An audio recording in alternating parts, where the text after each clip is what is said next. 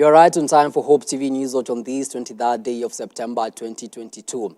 My name is Kennedy Kimani, and at the bottom right of your screen is our sign language interpreter, Boniface Mureithi. Now, the judiciary has opened the country's 5th Court of Appeal in Nakuru, enhancing access to justice for Kenyans seeking to appeal various matters ruled by the High Court. Chief Justice Martha Koome unveiled 4 of the newly sworn-in Court of Appeal judges who will make up the Court of Appeal Nakuru bench after they completed their induction exercise.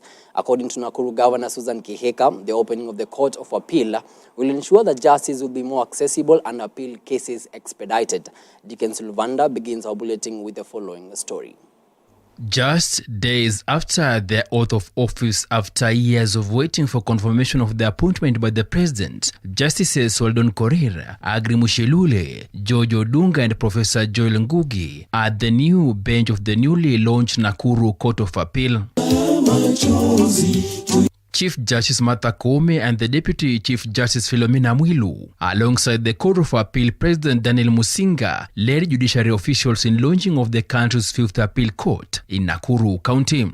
Allow me at this juncture to congratulate the newly appointed judges to the Court of Appeal. I know it's been a journey that we have walked with you as the Law Society, and we are equally as excited and as proud of your recent achievements as you are. We look forward to working with you, to collaborating with you, to ensuring that there is access to justice. Judiciary says that the launch is on account of enhanced demand for services and its aspiration to bring all appellate matters to current status. The milestone comes out on the heels of the appointment of 6 new judges of the appeal court by President William Ruto. But I'm sure you will not disappoint. I want to tell you, Nakuru practitioners, that you have very, very good judges, an effective bench that has come to Nakuru, and I know they will do an excellent job. And I believe, Honorable Chief Justice, that with the coming in of the Court of Appeal and my sister, Judge Charlie, we will coordinate and move forward, all of us. The wheel of justice has to move. Now you are coming into us to add the spoke, the wheel. You are adding the wheel, and I do believe that we will move forward, all of us. So the Nakuru Court of Appeal brings to 5 the number of appellate courts in the country after those in Nairobi, Mombasa, Kisumu and Nyeri as the demand to decentralize appeal cases increase. The city of Nakuru will now have permanent infrastructure, staff and permanent bench, bringing justice closer to the people and marking a huge milestone in addressing the access to justice gap in the appellate court in the larger Rift Valley region. And I pray that the Lord God will walk with us in the new bench and in the entire judiciary for the benefits of the people of Kenya. Rift Valley, the expansive Rift Valley, running from Turkana to the north of Narok County to the south, will no longer have to travel either to Nairobi or to Nyeri to wait for the Court of Appeal circuit visits. They have their court right here. As the lawyers say, they'll just be leaving the High Court to go next door to the Court of Appeal. Isn't that a milestone? Earlier on Friday, before launching of the court, Chief Justice Koome paid a courtesy call to Nakuru County Governor Susan Kihika at the county's headquarters, where they held talks, with Kihika commending judiciary for the milestone. Nakuru County has provided physical facilities and houses court number 5 within the county headquarters, and we shall continue to collaborate with the judiciary to ensure we bring justice closer to our people. In that regard, Nakuru shall provide pieces of land at Oleguroni and Solai areas to enable the judiciary to put up court facilities as previously requested. So yes, Honorable Professor Justice Joel Ngugi, I was listening. And I've also heard that we need to do more in terms of infrastructure, so I continue to listen, but also to make sure that we work very closely together as we serve the people. Dickens Luvanda, Hope TV News Watch. Thank you so much, Dickens, for that story. Now, Ahrab Khatri has been elected as the Speaker of the County Assembly of Mombasa. Khatri was elected unopposed after 9 other candidates who had shown interest in the position failed to submit their duly filed nomination papers before the deadline date. Khatri has called on the MCAs to keep their differences aside and prioritize working for the people of Mombasa to make their lives better. Nitatenda haki kwa watu wote kulingana na katiba ya Kenya. I will do my best to carry out this noble responsibility to serve this house with zeal and dedication for the benefit of the people of Mombasa. Honorable members, it is with a deep sense of honor, humility, and gratitude that I accept to serve the people of Mombasa County in the office of the Speaker as the Speaker of County Assembly of Mombasa. Honorable members, allow me to congratulate you for your recent election victories as members of the County Assembly in the just concluded general election. It is indeed by the grace of God that out of the estimated 1.4 million population in Mombasa, 30 of you were elected to serve as ward representative for the next 5 years. The people of Mombasa have granted you a huge responsibility of leadership. Therefore, it is upon you to ensure that you discharge your legislative mandates with commitment and dedication so as to find solution to the existing socio-economic challenges afflicting them. Moving on, a Nairobi court has ordered Abdulrahman Imran Juma to be extradited to the USA. Juma is wanted in the United States of America over money laundering claims. The court ruled that there is no evidence presented in court to show that he will not be accorded a fair trial in the US. Juma is alleged to be part of an international gang that conspires to commit wire fraud and aggravated identity theft by targeting unsuspecting business people who need loans. The fugitive is said to have worked with Nigerian influencer Ramon Abbas, also known as Hush Papi, to defraud a Qatari school founder. The Director of Public Prosecutions received a request made to the Republic of Kenya by the United States of America Department of Justice on behalf of the United States of America through the Embassy of the United States of America in Nairobi for the extradition and the surrender of Abdulrahman Imran Juma, alias Abdul, alias Raymond, who is alleged to be residing in the Republic of Kenya and is accused in the United States District Court for Central District of California. The proceedings before this Honorable Court were commenced by way of an order dated 30th November 2021, issued by the Director of Public Prosecutions, pursuant to the provisions of Section 5(1) of the Extradition Act, Chapter 76, Laws of Kenya. Upon the issuing of an order for return, the surrender should not be done before the expiry of 15 days. The intent, Your Honor, is to permit the subject to lodge appeal if they so wish. The decisions, you have read the Roha decision, expresses the fact that extradition proceedings are subject to appeal to the highest court. How many days were they? Section 16, 2B, 2A, no, 2B, Your Honor, 16, 2B, specifically provides that a subject shall not be surrendered before the expiration of 15 days. Okay.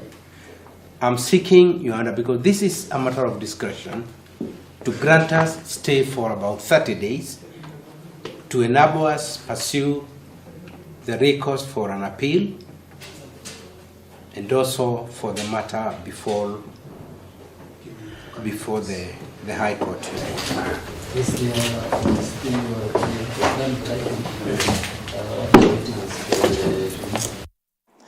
Moving on, Governor Cecily Mbariri has cautioned medical officers against absenteeism at work, especially in far-flagged areas of the county where the incident has been rife due to lack of supervision. Speaking at Runyenye's Level 4 Hospital, where the governor kicked off a needs assessment tour to all the Level 4 hospitals in the county, Mbariri said that she will not tolerate absenteeism. The medical officers in administration adding that any medical officer found missing at work will face serious disciplinary action. Tungetaka kuwaonya wale wanafanya kazi, madaktari wale wako katika dispensaries, health centers. Especially wale wanajua wako health centers ziko mbali, kwamba tutakuwa tunafuatilia kuhakikisha wameenda kazi kila siku. And tutakuja na system ya kuhakikisha tunaweza jua kama mtu ameenda kazi na wakati ile ametoka kazi. Na kwa sasa tunawaonya, tafadhali endeni kazi. Kama wale wa Kigumo ambao wako wanaenda kazi, walipopigiwa simu ndio wanakimbia kwenda kazi, tutachukua hatua. Hatutakubali kwamba hospitali inaweza enda siku mzima bila daktari, ama kuna dawa na mwenye kupatiana dawa hayuko. Lazima watu wafanye kazi vilivyo. Tungetaka wananchi, kuwauliza wananchi, wakiona shida mahali, kama vile wale wa Kigumo walitupigia kutuelezea mambo ile inaendelea, tafadhali mtuelezee ndio tuweze kufanya kazi. Pia ningetaka kuuliza ward administrators wawe wanafanya spot checks kwa ward zao, kuhakikisha kwamba hospitali zinaendelea kufanya kazi vile inataki. Now, people living with hearing and speaking disabilities have appealed to the government to employ more sign language interpreters in various institutions. Speaking in Nyahururu Stadium on Friday, while marking the International Day of Sign Language Awareness, the deaf community say that they have encountered a lot of issues in the social spaces whenever there are no sign language interpreters. The deaf community wakubaliwe kwa society as kama watu wengine. Kama mashule pia, kuna shule ya supili hapa Laikipia, we have walimu wenyewe hawajasomea sign language kabisa. Unapata ndio maana the students huko nini yao masomo yao iko chini sana. So shida ya walimu wa deaf pia tuko na shida sana. Interpreters Laikipia County tuko na shida sana. Alafu pia vile deaf community pia jobs hakuna, pia wanapata wanaingia wanaambiwa wewe hauwezi ongea, so tutakusaidia aje? I think county government sana isaidia watu wa deaf community wakubalike, wapate makazi, wainuke kama sisi. Ningetaka kusema kwa wazazi wenye wako na deaf children huko nje, we have sign language.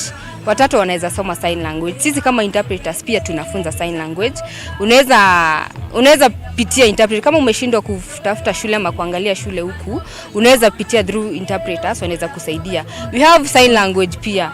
Saidia watoto. Kuna haja kuficha watoto huko nyumbani, na kuna sign. Kuna deaf community actually wengi sana wanaweza funza watoto. Yes. Na pia wazazi na advocate pia msome sign language. Kama uko na mtoto deaf na wewe ni mzazi mwenye unasikia, tafadhali soma hata basic tu muweze kuelewana na watoto wako. Ninge prefer to the new government ya William Ruto, our president, ningesema kwa curriculum ya education basically tu waeke tu sign language tu. Tuko na challenge kwa hosi sana. Unapata kwa hospitali hakuna interpreter, kwa county assembly hakuna interpreter. In Laikipia County some of the interpreters not qualified na wako kwa government. Unapata hata tunataka hosi sana na county governments na county assembly tuwekewe interpreters. Unapata wenye wako interpreters si qualified kwa sababu inakuwa challenge sana hata kucommunicate.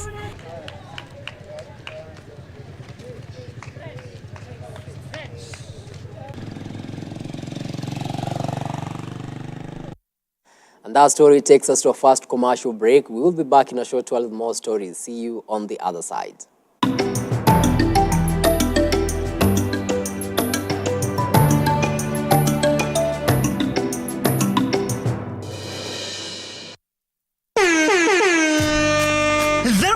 Is a space for talented youth between the ages of 18 and 24 years. Can you sing? Can you dance? Wheelchair for a mic or any other performances? The RAF is a chance to showcase your talent in music, dance, poetry, acrobatics, and more, and stand a chance to win 5 500,000 Kenyan shillings, a recording deal at Hope Studios, and many more prizes.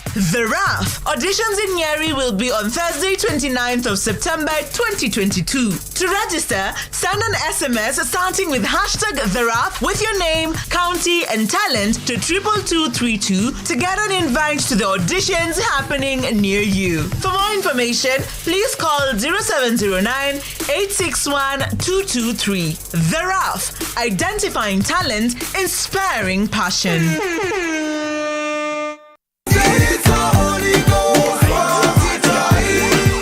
On Hope Junction, every Saturday, get to enjoy songs that cater to the young and young at heart.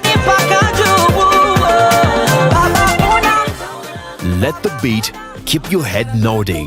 Right now, but your love is amazing. We just That's every Saturday on Hope Junction.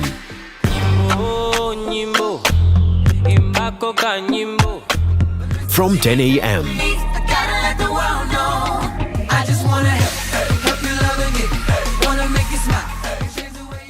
Welcome to Sitam Springboard Missions Convention 2022 with a fresh anointing to radiate God's glory as we reach out to the lost. Join us at Sitam Valley Road from the 20th to the 24th of September 2022 at 2 p.m. daily. The convention themed Till the Whole World Hears will definitely revive and uplift your faith. Anointed speakers include, among other speakers, Bishop Callisto Odede, the presiding bishop of Christ is the Answer Ministries, a renowned and passionate international speaker on missions. Dr. Sami Wanyonyi, the founder and lead evangelist of Shine in the World Ministries, based in Minneapolis, USA, who has preached the good news of Jesus Christ to millions of people in North America, Africa, and Asia. In this world of bad news, in this world of fake news, the gospel is more relevant than ever before. Dr. George Ogallo, the Chief Operating Officer at the International Fellowship of Evangelical Students, IFES, and Dr. Stanley Mukolwe, the Director of Family Life Ministry at the Navigators in Africa and highly sought-after speaker on family ministry, parenting, mentoring, and leadership development. And this gospel of the kingdom will be preached in the whole world as a testimony to all nations, and then the end will come. Matthew chapter 24 verse 14. Don't miss, for this convention is meant for you. Save the dates. Entrance is free. For more information, visit springboard.sitam.org. Spread the word and use the hashtag Springboard2022 to join the conversation. All are welcome.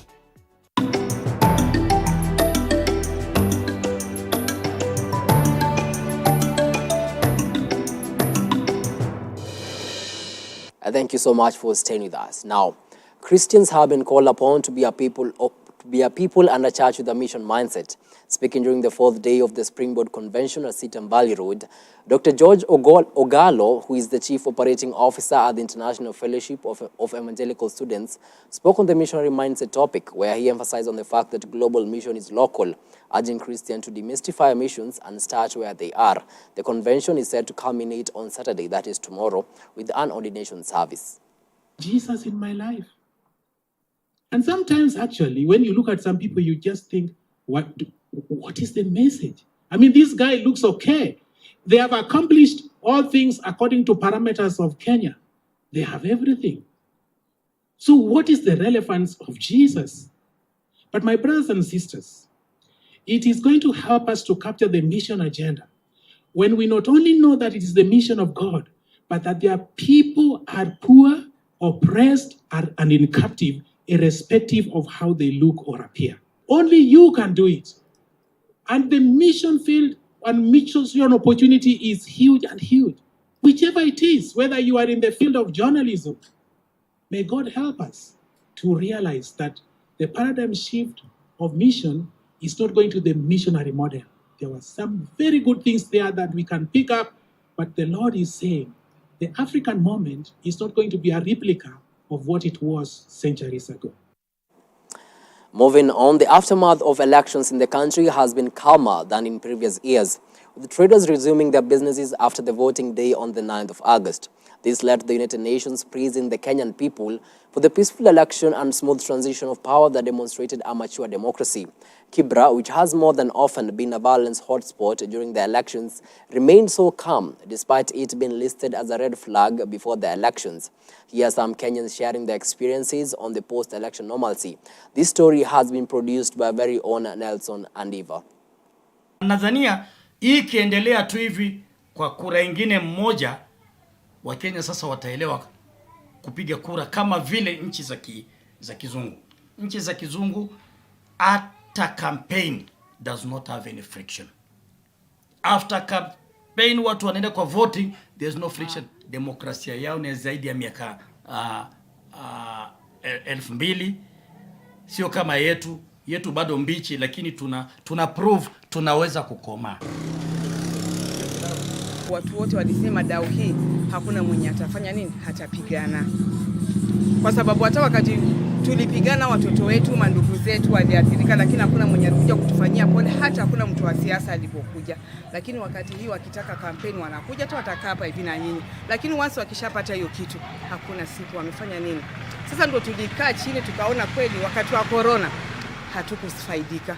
Tukisema tufanye vita, maneno ikikuja hivi tukimbie tuende tufanye vita, haitatusaidia.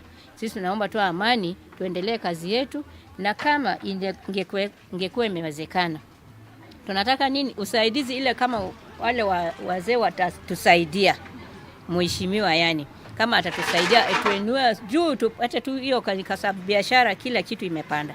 Unga imepanda, mafuta imepanda, makaa imepanda. Yani tunangangana tu, yani bora tusikose.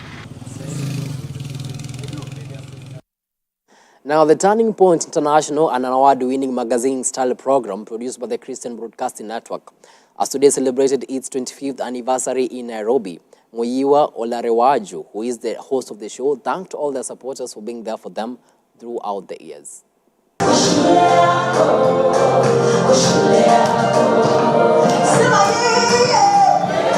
We are here today celebrating 25 years of Turning Point. We want to thank all our viewers on Hope Media, on all other channels that have been watching our programs. We are here today to thank God for the work that He's done to many lives through Turning Point. The cause that we get when we hear someone has watched Turning Point and they have gotten saved.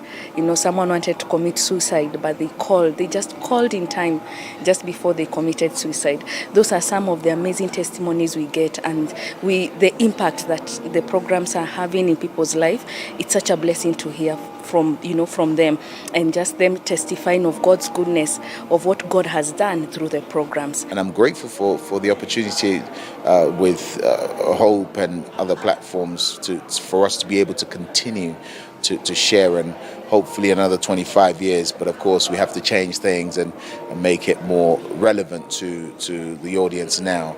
But yeah, it's the lives that have been changed that really motivates me and keeps me going. Look forward to more great stories, but maybe told in a different way, so that it's more applicable to. I mean, this generation now, we're all on our mobile phones. We're all reality TV. So maybe you might see some reality TV material on Turning Point. Who knows? Now let's cross borders. The World Health Organization says that the COVID-19 pandemic is not over, but the end is in sight. Speaking during a virtual news conference on Thursday, WHO Director General Tedros Adhanom said that we are just beginning to glimpse the light at the end of that tunnel, but it's still a long way off and the tunnel is still dark. At our media briefings over the past 2 weeks, I have said that pandemic is not over, but the end is in sight. Both are true. Being able to see the end does not mean we're at the end. Yes, we're in a better position, significantly better position than we have ever been. The number of weekly deaths continues to decline, and are now just 10% of what they were at the peak in January 2021. Now, Japan will lift the pandemic-related border restrictions from October, paving the way for mass tourism for the first time in 2.5 years. Speaking in New York City, Japanese Prime Minister Fumio Kishida said individual travel and visa-free entry will resume from the 11th of October as the world's largest economy seeks to reconnect with the world. From October 11, Japan will relax border control measures to be on par with the US, as well as resume visa-free travel and individual travel. Can Japan really accomplish great change? I'm here to say we can.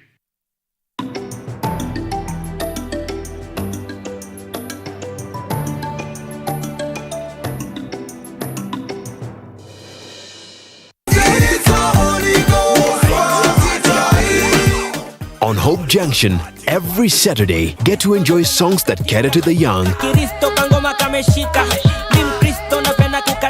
and young at heart. Let the beat keep your head nodding. Right now, but your love is amazing. Make we just That's every Saturday on Hope Junction.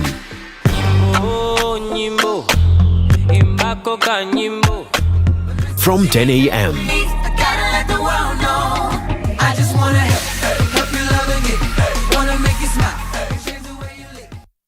Hope TV is where you look and live, with an excellent selection of the best Christian programming consisting of local and international content of inspirational stories, talk shows, Bible commentary, youth, health shows, children entertainment, contemporary gospel music, extended times of worship, live broadcast, news, movies, drama, Christian ministry programs, and so much more.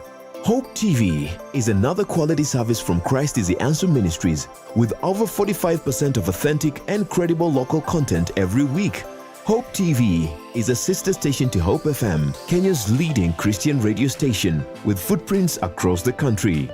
Tune in to Hope TV, where you look and live. The RAF is a space for talented youth between the ages of 18 and 24 years. Can you sing? Can you dance? Wheelchair for a mic or any other performances? The RAF is a chance to showcase your talent in music, dance, poetry, acrobatics, and more, and stand a chance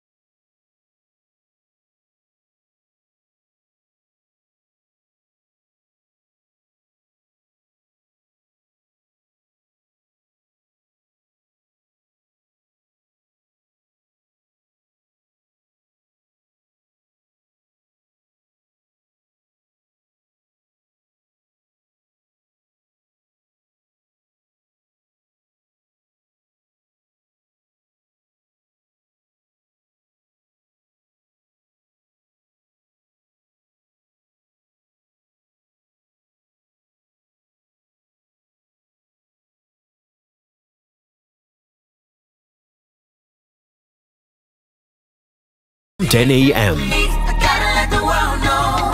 I just wanna help you love again. Wanna make you smile, change the way you live.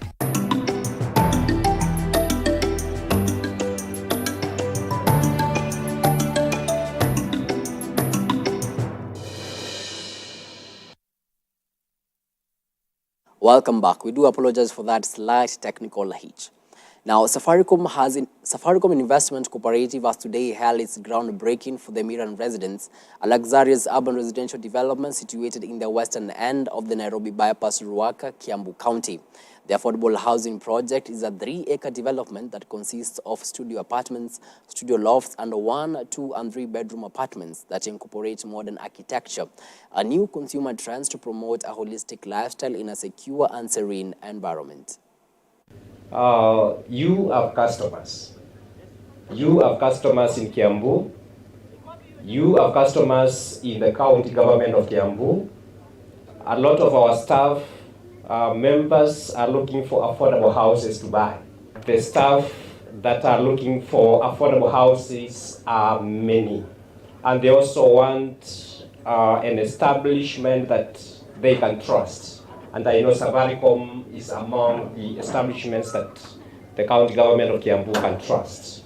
We in the department support infrastructure around areas that we are coming up with affordable houses. And therefore, I can assure you as Safaricom that whatever necessary infrastructure that you need, the county government of Kiambu is ready to support you. In terms of good roads to where your houses are coming up, in terms of sewer, in terms of whatever infrastructure support that you need. Owning a home is considered a self-actualization for many of us, and you might have heard that it's not an easy journey. In fact, some people will tell you that it is a very, very difficult journey.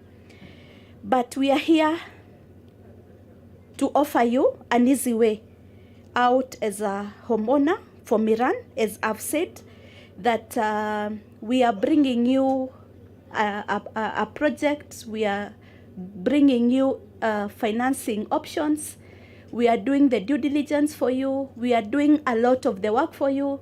We are also making sure that the units are well priced, the most competitive in the market, and I can tell you for sure that for this kind of development, with the quality that we look at having, this is the best that you can get in the market.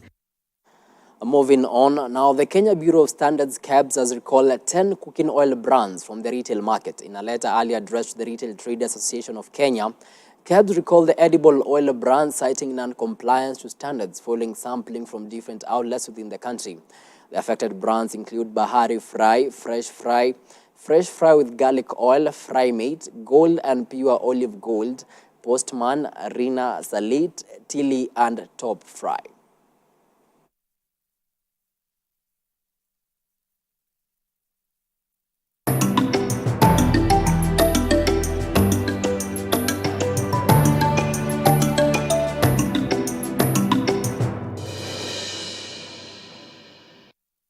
And now to some sport in action. Arguably the greatest marathon of all time, Eliud Kipchoge, will be aiming to break his own record at the Berlin Marathon on Sunday as he seeks to win the marathon for the 4th time. Kipchoge arrived in Berlin 2 days ago in high spirits and looking forward to capturing another historic winning run on the streets of the German capital. His only race this year was the Tokyo Marathon in March, where he set a new course record.